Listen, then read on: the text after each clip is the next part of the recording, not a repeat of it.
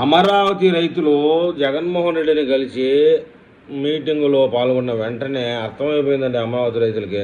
ఇది మనకు పనికొచ్చేది కాదు, బొక్క కాదు, జగన్మోహన్ రెడ్డి గారిని నమ్ముకుంటే చెప్పేసి. అది విషయం ఏంటంటే, ఇంత మాట ఎందుకంటున్నానంటే, జగన్మోహన్ రెడ్డి కలిసినటువంటి రైతులు బయటకు వచ్చిన 24 గంటల తర్వాత వాళ్ళ పూర్తి విశ్లేషణ మారిపోయిందండి. మేము రాజధానికి భూములు ఇయ్యము అది ఇది అని ఆడ మాట్లాడే 24 గంటల లోపలే మళ్ళీ సిఆర్డీ ఆఫీస్కి వచ్చి భూములు ఇవ్వడం జరిగింది. 24 గంటల లోపల ఈ మార్పు అనేది జరిగింది. ఒక రైతు వెంటనే మనసు మార్చుకున్నారు. రాజధాని వ్యతిరేకించే వర్గం నుంచి బయటకు వచ్చేశారు. అది కూడా మన ముఖ్యమంత్రిని కలిసిన 24 గంటల లోపే. డిప్యూటీ కలెక్టర్ని కలిసి తన భూస్వామ్య కింద ఇస్తా ఉన్నట్లు అంగీకారం తెలిపినాడు. నాకు ఇంకా భూమి ఉంది, ఇంకా 2 చోట్ల, అది కూడా 2 రోజులు మళ్ళీ నేను ఇంట్లో మాట్లాడుకొని ఇస్తానని చెప్పినాడంట. మంగళవారం రోజు జగన్మోహన్ రెడ్డిని కలిస్తే బేస్తవారం రోజు మళ్ళీ భూమి ఇవ్వడానికి వచ్చాడు. జగన్మోహన్ రెడ్డి దగ్గర కూకొని నేను ఈను అని చెప్పేసి ఉద్దండాలు పలికిన రైతులు మళ్ళీ భూములు ఇవ్వడానికి సిద్ధమైనారు.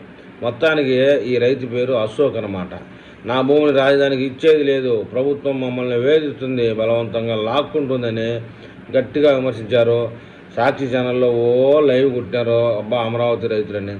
ప్రజలు ఏమనుకున్నారంటే, అమరావతి రైతులు ఏదో కషాయోడి దగ్గరికి పోయి మొరుపెట్టుకుంటున్నారు, 5 ఏళ్ళు మహిళల్ని కడుపులో తన్ని అమరావతి వాళ్ళని హింసించినా కూడా ఇంకా బుద్ధి రాలేదా అనే స్థాయికి అయితే వెళ్ళిపోయింది జనాల్లోకి.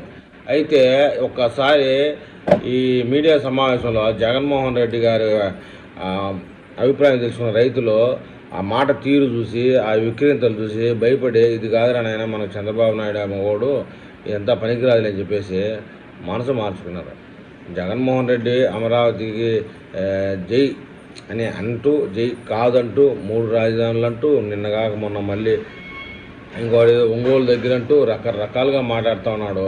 ఇవన్నీ చూసి రైతులు భయం వేసింది. ఇతను కానీ గెలిస్తే మళ్ళీ వచ్చేసారి కర్నూలుకైనా ఎతపోయి పెడతారు రాజధాని, విశాఖపట్నం అంటాడు, రకరకాలుగా మాట్లాడుతున్నాడని చెప్పేసి చాలామంది రైతులు, అక్కడికి వెళ్ళినటువంటి రైతులు భూమిని ఇవ్వడానికి సిద్ధపడినట్టుగా సమాచారం. మరి ఈ విషయంలో అమరావతి రైతులు ఏమైనా కామెంట్ చేస్తారు చూద్దాం.